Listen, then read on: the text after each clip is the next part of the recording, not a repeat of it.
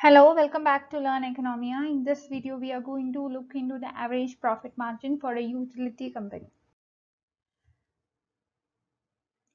So we will be explaining the concept by using certain examples. We know what profits are, right? So profit is actually the remuneration that capitals would earn, and profits for utility companies range widely from different countries. From country to country and from region to region, this would be different. In part, due to barriers to entry and other legislative restrictions on competition, both laterally and horizontally, there will be differences. We know there exist different types of market structures. From perfect competition to monopoly, there is a range of market structures. So the assumptions for these different market structures differ, right? And we could see that for different products, these kinds of market structures prevail. For example, the kind of market for airlines would be different from the kind of market that we experience with respect to toothpaste. So as of the first quarter of 2002, we could see that the average net profit margin in the utility sector was just 9.68%.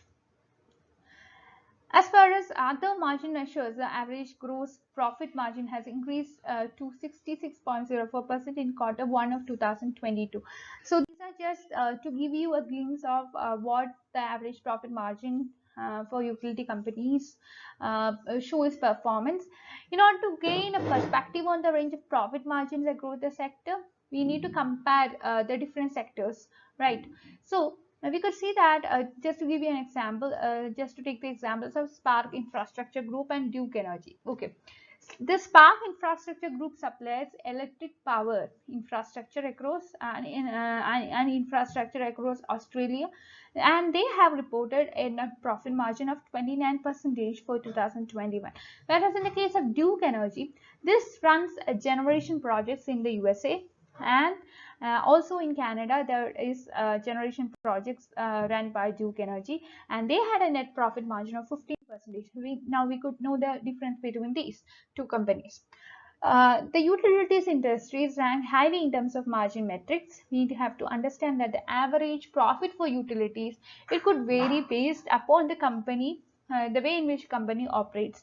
We have to understand the regulatory differences between companies. If you are comparing two companies, the regulatory differences for one company would be different from the regulatory differences of other.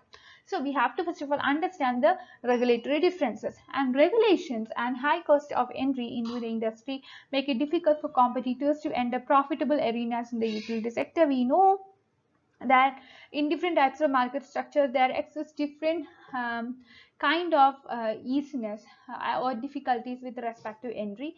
For perfect competition, it is very much easy to enter the market, whereas in the case of monopoly, a competitor cannot enter the market. Whereas in the case of market structures which exist between monopoly and perfect competition, like oligopoly, duopoly, imperfect competition kinds of thing, you have there exists some differences with respect to the easiness or difficulties with respect to entry, right? However, we have to see that rate making does restrict the profit margins of utility. It all depends upon how much market power you have. If you have more market power or market share, that means that you are gaining more. If you have less market share, you are gaining less.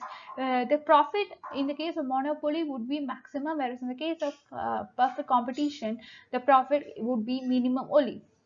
So coming to the public utilities and rate making process, we know what public utilities are. These are actually given by the government.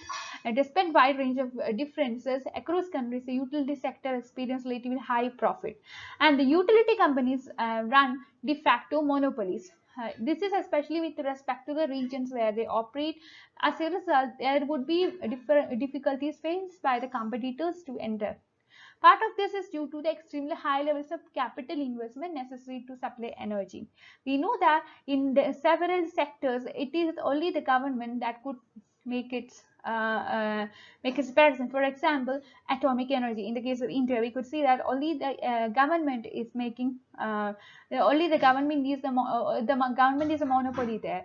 Whereas in the case of other sectors like airlines, private parties are arriving, and also in the case of railways, with railways, government has the sole authority, but in many arenas, in many other arenas, private parties are coming into being.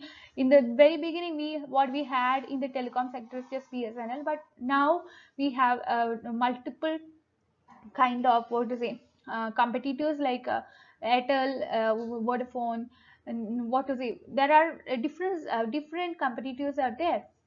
Earlier, when we have this television in India, what we have was just Doordarshan. And now this too is facing different competitors, like different channels are available, Malayalam, English, and different in different languages, different channels are available. So that means that it all depends upon the market structure that we have, whether it is the monopoly or imperfect competition or perfect competition that exists.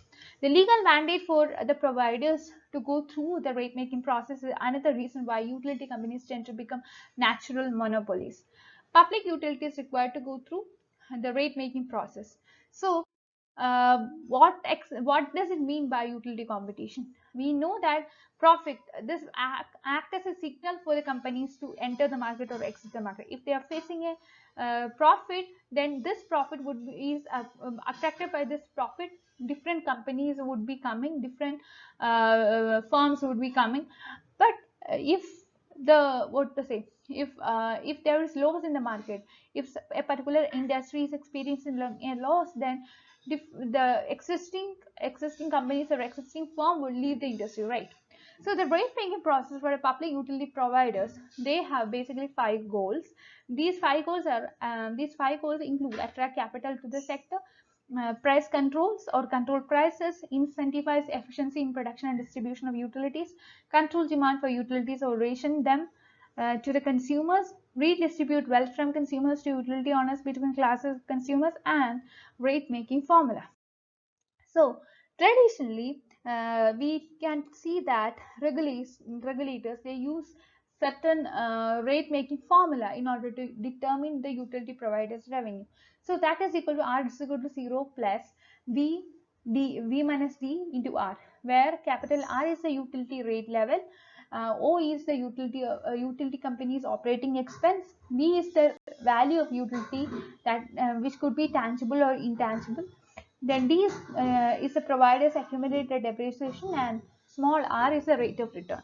So you could see that uh, the uh, the rate of return, it actually depends upon the kind of market structure. That is very important. Whether you have perfect competition or imperfect competition. If it is imperfect competition, which is the type of market structure in which a particular company operate, all these kinds of things would affect your profit. So that's all for today. Please like, share, and subscribe to this channel for more videos. And I request you to be a part of my Telegram channel and Telegram group to discuss your doubts. I'll be providing the links of these in my description box, so you can be there. That's all for today. Thank you.